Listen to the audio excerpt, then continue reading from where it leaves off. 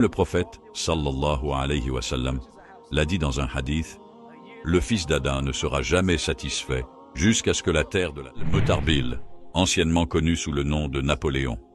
La plupart des gens me connaissent peut-être en tant qu'artiste de rap ou ancien artiste de rap qui faisait partie d'un groupe appelé The Outlaws. Il y a environ 18 ans, moi aussi, je me suis converti à la religion de l'islam, tout comme vous.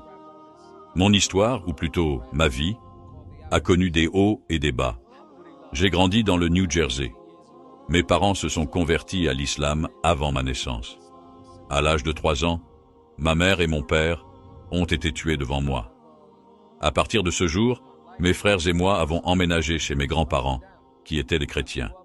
Je me souviens que, très jeune, ma grand-mère m'a fait m'agenouiller pour prier Jésus pour la première fois. Je me souviens qu'à cet âge-là, je suivais une religion différente de celle dont mes parents me parlaient.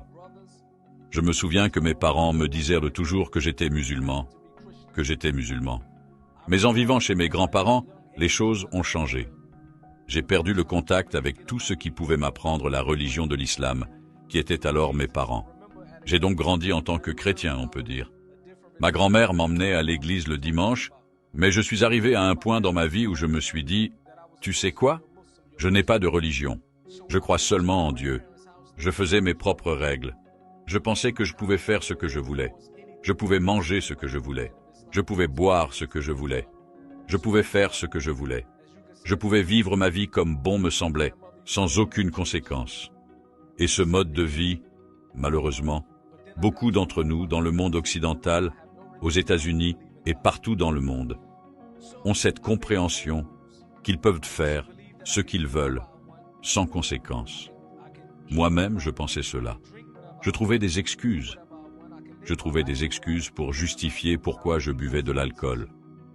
Je trouvais des excuses pour justifier pourquoi je faisais des choses qui ne sont pas permises maintenant dans la religion de l'islam. Je me disais, eh bien, Dieu sait que je viens du ghetto. C'était mon état d'esprit. Il sait que je viens du ghetto. Il voit les circonstances dans lesquelles je suis entouré. Alors je suis sûr qu'il me pardonnera.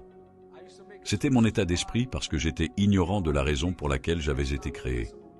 J'ai grandi dans un environnement où je voyais beaucoup de gens autour de moi, mes cousins, mes frères, qui s'impliquaient dans des activités de rue comme la vente de drogue.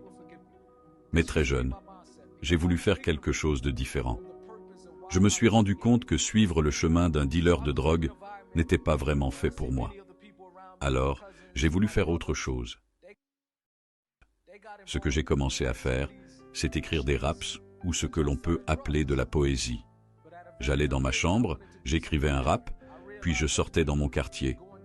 Je récitais ce rap pour les habitants de mon quartier, les dealers locaux, les gangsters locaux. Je me souviens qu'ils me donnaient de l'argent. Ils disaient « Je te donne $1 si tu dis un rap, je te donne 50 centimes si tu dis un rap. » Alors j'ai réalisé que peut-être la musique rap pouvait devenir une carrière pour moi.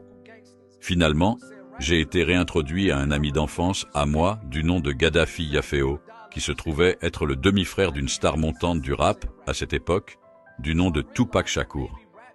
Et sa mère m'a dit que Tupac Shakur était sur le point de revenir à New York. Si tu es sérieux au sujet de ton implication dans l'industrie musicale, c'est ta chance. À ce moment-là, je vivais dans le New Jersey, à environ 30 minutes de New York. Donc, lorsque Tupac est revenu à New York, j'ai pu prendre le train avec mon frère, et nous sommes allés à Manhattan, où j'ai pu me présenter à lui. À partir de ce jour, c'était comme une famille avec moi, Gaddafi, Tupac et le reste des amis. Finalement, Tupac a formé un groupe de rap. Il voulait nous appeler les Young Thugs, puis Dramacidal, et finalement nous avons été appelés The Outlaws. Le premier album sur lequel j'ai participé était un album intitulé Me Against the World, avec Tupac, qui s'est vendu à 5 millions d'exemplaires à ce jour. Le prochain album était All Eyes on Me. Cet album s'est vendu à 20 millions d'exemplaires. J'ai participé à la vente de plus de 40 millions de disques dans le monde entier. Et je me souviens que lorsque je suis entré dans l'industrie musicale, je pensais que ce mode de vie m'apporterait le bonheur que je voyais chez d'autres artistes de rap à la télévision. Quand j'allumais ma télévision et que je voyais des rappeurs avec leurs bijoux, leur voiture, leurs chaînes, leur maison. Je me disais que je voulais ce mode de vie parce qu'il semblait heureux. Mais quand je suis entré dans l'industrie musicale, j'ai réalisé que c'était une façade. Ce n'était pas la vérité, c'était une illusion, comme on dit dans le monde arabe. Ce n'était pas ce que cela semblait être. La majorité des maisons et des voitures ne leur appartenaient même pas. La maison de disques leur permettait d'utiliser ces maisons et ces voitures juste pour leurs enregistrements, juste pour leurs vidéos, puis elle les récupérait. J'ai donc réalisé que l'industrie musicale n'était pas ce que je pensais, mais au final, je ne connaissais pas d'autre mode de vie. C'est ce que je voulais faire. J'étais musicien, j'aimais faire de la musique, j'aimais rapper, alors j'ai continué ma carrière dans l'industrie musicale. Finalement, j'ai déménagé du New Jersey à Los Angeles parce que Tupac Shakur a signé un contrat avec Death Row Records. Il est devenu le rappeur numéro 1 à ce moment-là, et même jusqu'à ce jour, il reste l'un des plus grands. Il a vendu le plus de disques lorsqu'il a rejoint Death Row Records. Il a vendu des millions et des millions de disques supplémentaires. Et je me souviens m'être dit que ce mode de vie semblait ne jamais devoir prendre fin. Jusqu'au jour où, le 13 septembre 1996, Tupac a fait un voyage à Las Vegas. Un voyage qui a non seulement changé ma vie pour toujours, mais aussi l'industrie musicale et de nombreuses autres vies.